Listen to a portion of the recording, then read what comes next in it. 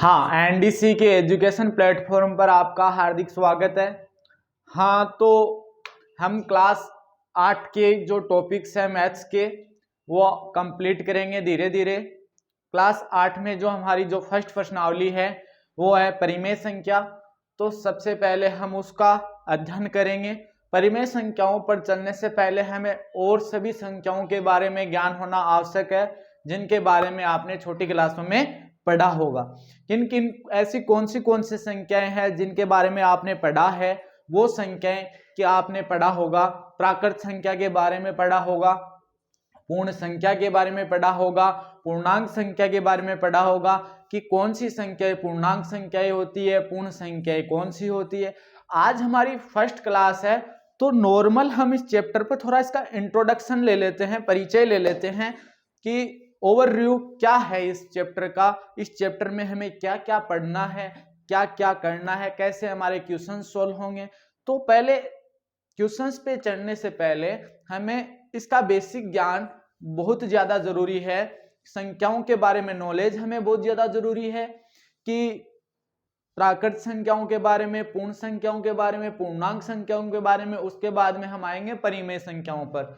तो क्योंकि परिमेय संख्याओं में ये भी सभी संख्याएं यूज होती है, पूर्णांक संख्याएं यूज होती है।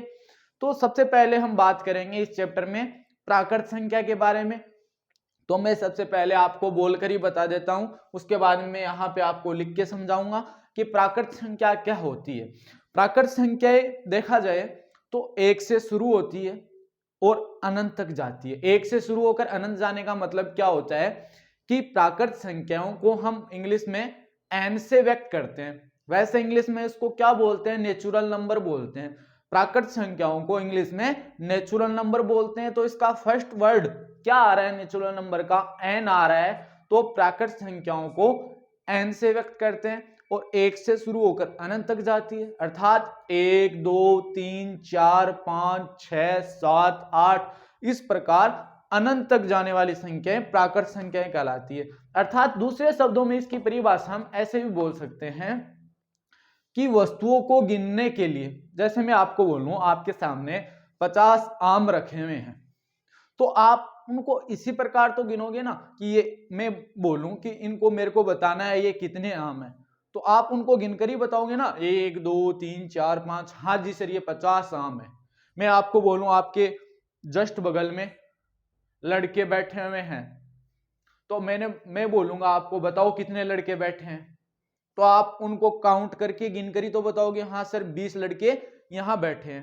तो एक्चुअल में हम ऐसा भी इसकी परिभाषा, नॉर्मल परिभाषा देखना चाहें तो हम ऐसा भी बोल सकते हैं कि वस्तुओं को गिनने के लिए जिन संख्याओं का प्रयोग किया जाता है उसे हम कौन सी संख्या बोलते हैं, प्राकृत संख्या बोलते हैं। और एक तरीके से इसकी एक परिभाषा यह है भी निकल कर आ जाएगी, एक परिभाषा क्या निकल कर आ जाएगी कि 1 से शुरू होकर अनंत तक जाने वाली जो संख्याएं हैं वो कौन सी संख्याएं कहलाती है, वो संख्याएं कहलाती हैं हमारी प्राकृत संख्याएं।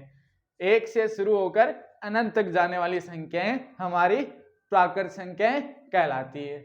अब देखना पूर्ण संख्याओं के बारे में, पूर्णांक संख्याओं के बारे में भी अध्ययन करेंगे। पहले हम प्राकृत संख्या के बारे में यहां पर लिखते हैं कि प्राकृत संख्या क्या होती है हमारे पास।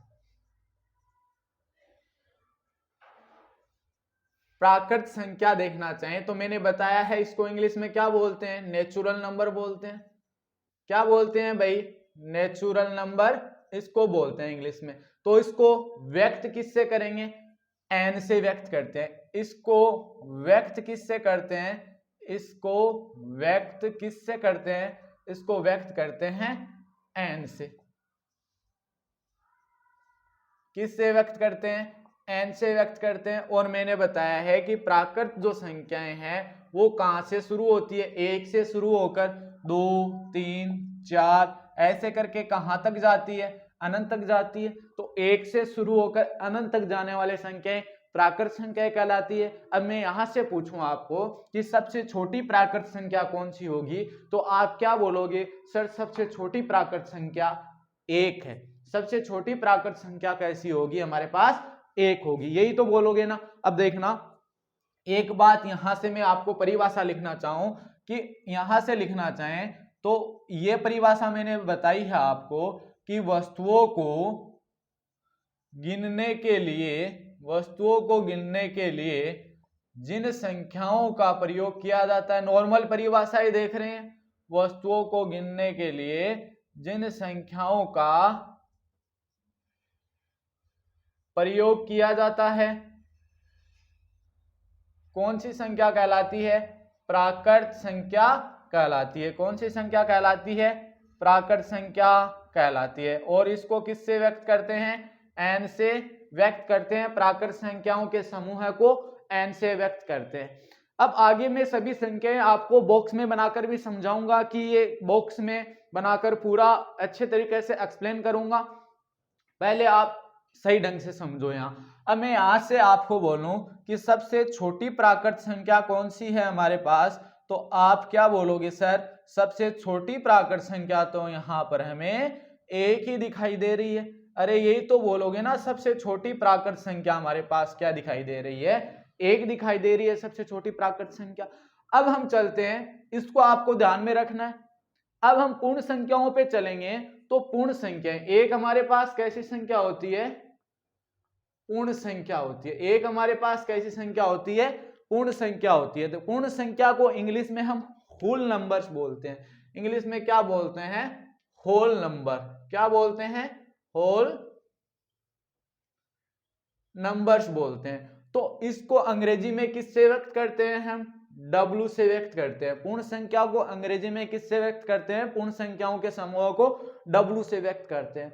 अब देखना, अगर आपको प्राकृत संख्याओं का पता है तो आप पूर्ण संख्याओं का भी आपको ज्ञान हो जाएगा। कैसे? वो देखना कैसे ज्ञान हो जाएगा कि मैं पहले कुछ नहीं कर रहा, यहां पे मैं लिख रहा हूं पहले प्राकृत संख्याओं का जो समूह है वो ही लिख रहा हूं। 1 2 3 4 5। आपको पता है प्राकृत संख्याएं कहां तक जाती हैं? अनंत तक जाती है। तो मैंने प्राकृत संख्याओं का समूह लिख दिया। अब हमें पूर्ण संख्याओं का समूह बनाना है तो क्या करेंगे? हम इसकी परिभाषा कैसे बना सकते हैं? ये अभी तक तो हमारे पास ये प्राकृत संख्याओं का समूह ही है ना। तो हम इसकी परिभाषा बनाना चाहें तो कैसे बनाएंगे? हम ये बोलेंगे कि प्राकृत संख्याओं का जो समूह है उसमें अगर शून्य को शामिल कर दिया जाए, प्राकृत संख्याओं के समूह में अगर शून्य को भी शामिल कर दिया जाए तो वो कैसा समूह बन जाएगा? पूर्ण संख्याओं का समूह बन जाएगा। अरे प्राकृत संख्याओं के समूह में अगर शून्य को भी हम शामिल कर दें तो वो कैसी संख्याओं का समूह बन जाएगा? हमारे पास पूर्ण संख्याओं का समूह बन जाएगा। कि प्राकृत संख्याओं के समूह में पूर्ण संख्याओं को शामिल कर, मतलब शून्य को शामिल कर दिया जाए तो वो हमारे पास पूर्ण संख्याओं का समूह बन जाता है। अब यहां से आपको पूछा जाए कि सबसे छोटी पूर्ण संख्या हमारे पास क्या है? शून्य। सबसे छोटी पूर्ण संख्या के बारे में अगर हमें पूछा जाए तो सबसे छोटी पूर्ण संख्या बच्चों हमारे पास कौन सी है? शून्य है। सबसे छोटी पूर्ण संख्या। यहां से हम लिखना चाहें परिभाषा को तो क्या लिखेंगे बच्चों? देखना, ध्यान से देखना है। क्या लिखेंगे कि प्राकृत संख्याओं के समूह में, प्राकृत संख्याओं के, यहां तक हमारे पास प्राकृत संख्या ही थी। अरे यहां तक प्राकृत संख्या ही थी तो प्राकृत संख्याओं के समूह में क्या शामिल कर दिया? शून्य शामिल कर दिया। तो यहां से लिखेंगे कि प्राकृत संख्याओं के समूह में शून्य को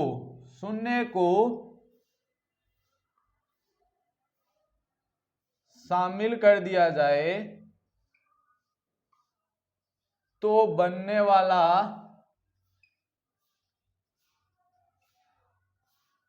समूह है पूर्ण संख्याओं का समूह होगा।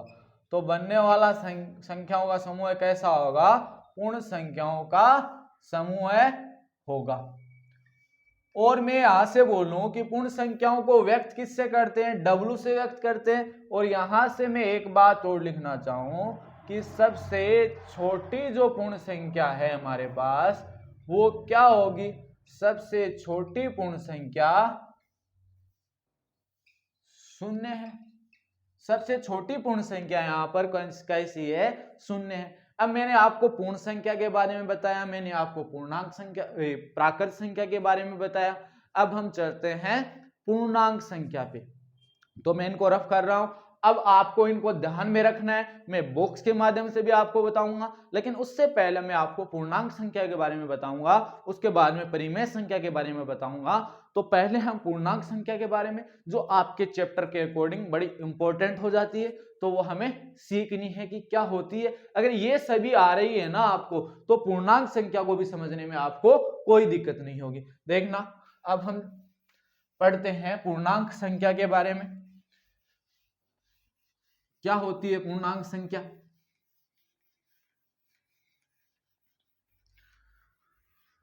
सबसे पहले हम पढ़ते हैं पूर्णांक संख्या के बारे में। तो देखना, पूर्णांक संख्या हमारे पास क्या होती है। सबसे पहले तो पूर्णांक संख्या को हम क्या बोलते हैं, इंटीजर नंबर बोलते हैं, इंटीजर नंबर। तो इंटीजर है तो इसको किससे व्यक्त करेंगे, आई से व्यक्त करते हैं या फिर जेड से व्यक्त करते हैं, दोनों में से किसी से भी व्यक्त कर देते हैं। पूर्णांक संख्याओं को किससे व्यक्त करते हैं, आई से या जेड से, दोनों में से किसी से भी व्यक्त कर देते हैं। किनको, पूर्णांक संख्याओं को। ठीक है, यहां तो बात क्लियर हो गई। अब मैं देखना, पहले पूर्ण संख्याओं का समूह लिख रहा हूं। मैंने ये लिख दिया 0, 1, 2, 3, 4, 5, ऐसे ऐसे करके अनंत। अभी तक ये पूर्ण संख्याओं का समूह है हमारे पास, क्योंकि पूर्ण संख्या कहां से कहां तक शुरू होती है, 0 से शुरू होकर अनंत तक जाती है। 0, 1, 2, 3, 4, 5, अभी तक तो पूर्ण संख्याओं का समूह है हमारे पास। अगर पूर्ण संख्याओं के समूह में अगर ऋणात्मक संख्याएं भी शामिल कर ली जाए, पूर्ण संख्याओं के समूह में अगर ऋणात्मक संख्याएं कौन सी कौन सी, -1, -2, -3, -4, -5, ऐसे ऐसे करके माइनस अनंत तक। अगर पूर्ण संख्याओं के समूह में अभी तक ये हमारे पास कैसी संख्याएं थी, पूर्ण संख्याएं थी, पूर्ण संख्याओं के समूह में ऋणात्मक संख्याएं भी अगर शामिल कर ली जाए, तो वो समूह हमारे पास कौन सा कहलाता है, वो समूह हमारे पास कहलाएगा पूर्णांक संख्याओं का समूह है। और पूर्णांक संख्याओं के समूह को बच्चों किससे व्यक्त करते हैं, हम व्यक्त करते हैं जेड से या फिर आई से, जिससे आपकी मर्जी उससे व्यक्त कर देंगे पूर्णांक संख्याओं के समूह को। अब यहीं तक हमारी बात खत्म नहीं हुई। पहले तो मैं परिभाषा लिख देता हूं यहां पे। क्या है परिभाषा, कि पूर्ण संख्याओं के समूह में, पूर्ण संख्याओं के समूह में, अब आप लिख लेना ये क्या, कि पूर्ण संख्याओं के समूह में अगर ऋणात्मक संख्याएं भी शामिल कर दी जाती है, तो वह समूह क्या कहलाता है, पूर्णांक संख्याओं का समूह कहलाता है। अब एक बात देखना आप, ये पूर्णांक संख्याओं का समूह है तो है, लेकिन 0 के जैसे जैसे हम दाईं तरफ बढ़ रहे हैं, कैसी तरफ बढ़ रहे हैं, दाईं तरफ बढ़ रहे हैं, वैसे वैसे संख्याओं का मान बढ़ रहा है। अर्थात जैसे 0 के दाईं ओर जा रहे हैं, वैसे वैसे संख्याएं बढ़ रही है। 0 1 से बड़ा, 1 से बड़ा है 2, 2 से बड़ा है 3, 3 से बड़ा है 4। इस प्रकार 0 के दाईं ओर कौन से पूर्णांक है, हम बोल सकते हैं ना, 0 के दाईं ओर वाले पूर्णांक धनात्मक पूर्णांक है। 0 के दाईं ओर वाले पूर्णांक कैसे हैं, धनात्मक पूर्णांक है, धनात्मक पूर्णांक बोल सकते हैं। अब पूर्णांक संख्याओं को पढ़ रहे हैं, इसमें हमारे पास धनात्मक पूर्णांक किस तरफ होते हैं, 0 के दाईं ओर। 0 को हम क्या बोलते हैं, शून्य पूर्णांक। 0 को हम क्या बोलते हैं कि ये हमारे पास कौन सा पूर्णांक है, शून्य पूर्णांक है। अब जैसे मैं आपको बोलूं 0 के बाईं तरफ चलते हैं, ये शून्य है, इस शून्य के हम बाईं तरफ जैसे जैसे बढ़ेंगे, ये बाईं तरफ हम बढ़ रहे हैं जैसे जैसे, देखना वैसे वैसे बाईं तरफ चलने पर, जैसे जैसे बाईं तरफ बढ़ रहे हैं, वैसे वैसे संख्याओं का मान घट रहा है। कैसे, देखना 0 से छोटा -1 होता है, -1 से छोटा -2, -2 से छोटा -3, -3 से छोटा -4, ऐसे जैसे जैसे आगे बढ़ेंगे वैसे वैसे संख्याओं का मान कम होता चला जाएगा। अर्थात ये वाले हमारे पास कौन से पूर्णांक है, ये हमारे पास है ऋणात्मक पूर्णांक। ये वाले कौन से पूर्णांक है हमारे पास, ये वाले हमारे पास है ऋणात्मक पूर्णांक। तो देखना कैसे पूर्णांक की बात करें तो हमारे पास शून्य पूर्णांक होता है, धनात्मक पूर्णांक होता है, ऋणात्मक पूर्णांक हमारे पास होता है। अब आपको पूर्णांक संख्याओं का पता चल गया क्या होती है पूर्णांक संख्या। तो पूर्णांक संख्या अगर इनमें से कोई भी संख्या आ जाती है -5, -4, -3, लेकिन दशमलव वाली संख्या नहीं होनी चाहिए। कहने का मतलब है कि दशमलव वाली जो संख्याएं होती है वो ना तो पूर्णांक संख्या अपने आप में पूर्णांक संख्या नहीं होती है, दशमलव वाली संख्याएं नहीं होनी चाहिए, अपने आप में पूरी होनी चाहिए। जैसे 1 के बाद में डायरेक्ट 2 आता है, 2 के बाद में डायरेक्ट 3 आता है, 3 के बाद में डायरेक्ट 4 आता है, ऐसे अपने आप में पूर्ण होनी चाहिए। तो वो संख्याएं क्या है, ये सभी पूर्णांक संख्याएं हमारे पास अवेलेबल है।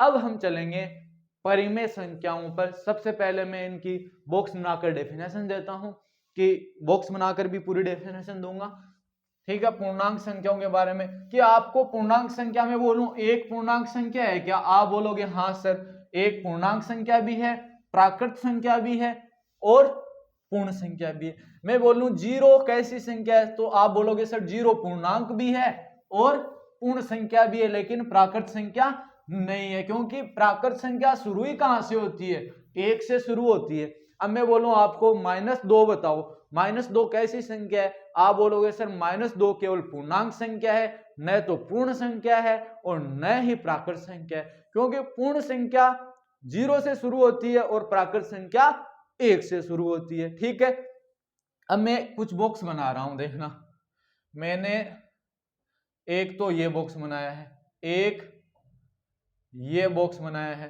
और एक ये 3 बॉक्स मैंने आपके सामने बनाए हैं। ठीक है, मैंने इस बॉक्स में 1 रखा, 2 रखा, 3 रखा, 4 रखा, ऐसे करके अनंत तक संख्याएं रख दी। तो ये समूह है कौन सी संख्याओं का समूह हो गया, ये समूह है n बोले तो हमारे पास कौन सी संख्याओं का समूह हो गया, प्राकृत संख्याओं का समूह हो गया। कौन सी संख्याओं का समूह हो गया हमारे पास, प्राकृत संख्याओं का समूह हमारे पास हो गया, क्योंकि इसमें संख्याएं कहां से शुरू हो रही है, 1 से, और कहां तक जा रही है, अनंत तक। अब मैंने इसमें प्राकृत संख्याओं का समूह तो रख दिया, 1 भी रख दिया, 2 भी रख दिया, 3 भी रख दिया, 4 रख दिया, ऐसे ऐसे करके अनंत तक ये संख्याएं हमारे पास जा रही है। लेकिन इसमें मैंने क्या शामिल कर दिया, 0 को और शामिल कर दिया। शून्य को और शामिल करते ही ये किन संख्याओं का समूह हो गया हमारे पास, ये हमारे पास हो गया W बोले तो पूर्ण संख्याओं का समूह है हमारे पास हो गया। कौन सी संख्याओं का हमारे पास समूह हो गया, पूर्ण संख्याओं का समूह है हमारे पास हो गया। अब देखना, अब मैंने आगे वाले बॉक्स में क्या कर रहा हूं, मैंने आगे वाले बॉक्स में 1 शामिल किया है, 0 शामिल किया है, 2 ऐसे इधर करके अनंत तक शामिल किया है। उसके बाद में मैंने इधर -1, -2, -3 ऐसे ऐसे करके माइनस अनंत को भी शामिल कर लिया।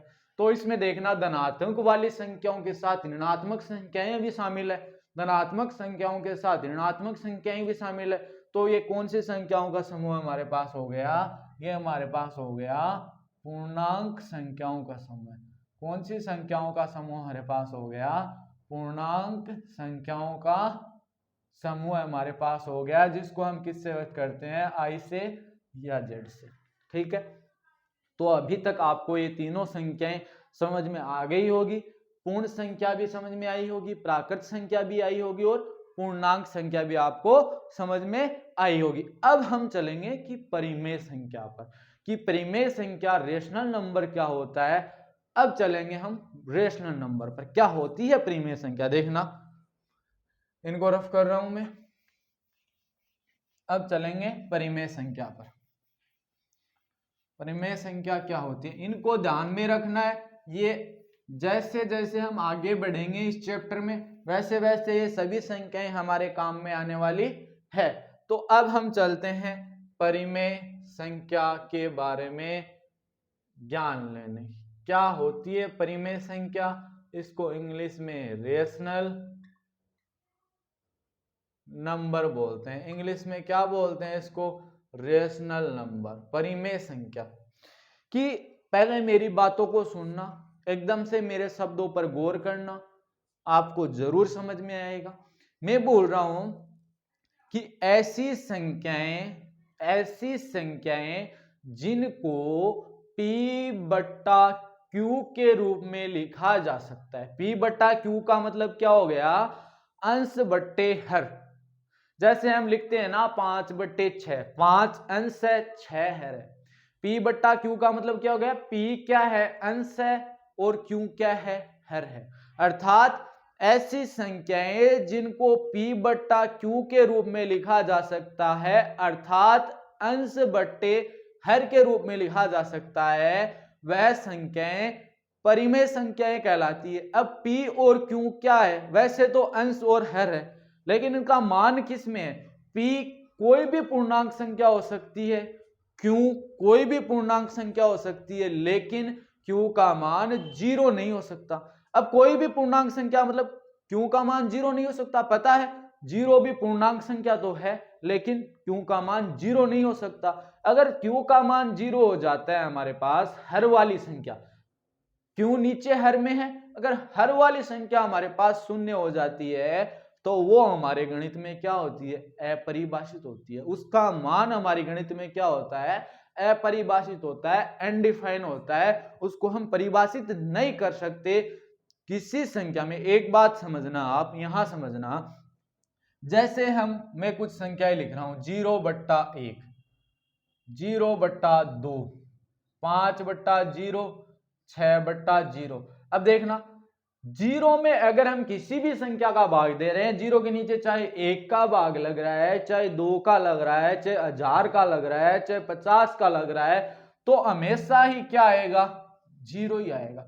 0 में किसी भी संख्या का भाग लगने पर कितना आता है? 0 आता है। लेकिन 0 का भाग अगर हम किसी भी संख्या में दे रहे हैं, 0 का भाग दे रहे हैं ना किसी भी संख्या में, तो 0 का भाग अगर हम किसी भी संख्या में दे रहे हैं तो वो हमारे पास क्या होता है? अपरिभाषित हमारे पास होता है, अनडिफाइन होता है हमारे पास। अब 0 का हम किसी भी संख्या में, हाँ 0 का भाग दे रहे हैं किसी संख्या में, तो 0 का भाग हम गणित में किसी संख्या में नहीं दे सकते। इसका मतलब क्या आता है यहाँ पे? अपरिभाषित। इसको हम क्या नहीं कर सकते? परिभाषित नहीं कर सकते। तो ये बात यहां से समझ लेना। तभी मैंने बोला कि नीचे हर का मान क्या नहीं हो सकता? शून्य नहीं हो सकता। हर का मान क्या नहीं हो सकता? शून्य नहीं हो सकता।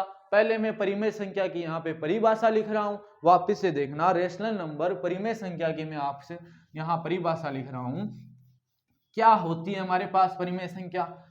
इसकी परिभाषा क्या होती है? परिमेय संख्या की परिभाषा लिखना चाहूं, ऐसी, वापिस से समझाऊंगा मैं, ऐसी संख्या जिनको P बट्टा, ये Q है ना, क्या है? P बट्टा Q के रूप में, ऐसी संख्या जिनको P बट्टा Q के रूप में लिखा,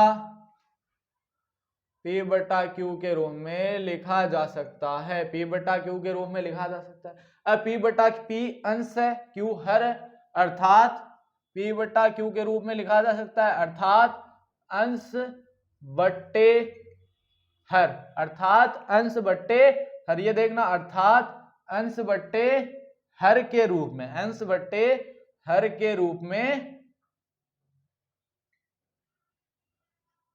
लिखी जाने वाली संख्याएं क्या कहलाती है? परिमेय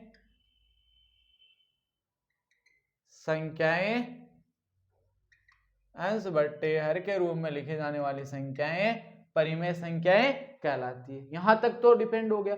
अब ये हमने P बट्टा Q हमने लिखा है, अंश बट्टा हर हमने लिखा है। यहां पर P का मान क्या है? कोई भी पूर्णांक संख्या हो सकती है।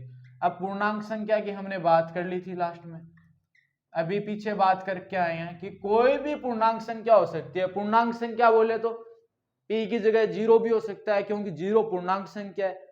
एक भी हो सकता है, एक भी पूर्णांक संख्या है, -1 भी हो सकता है, -1 भी पूर्णांक संख्या है, -5 भी हो सकता है क्योंकि -5 भी पूर्णांक संख्या है।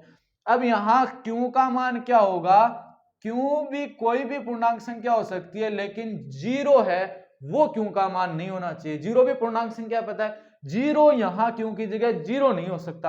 अगर 0 हो गया तो क्या हो गया, 0 हो जाएगा तो क्या हो जाएगा, लास्ट अभी पीछे बात की है, वो हमारे गणित में क्या होता है, अपरिभाषित होता है, उसको हम डिफाइन ही नहीं कर सकते, तो यहाँ पे 0 नहीं हो सकता। तो यहाँ पे कोई भी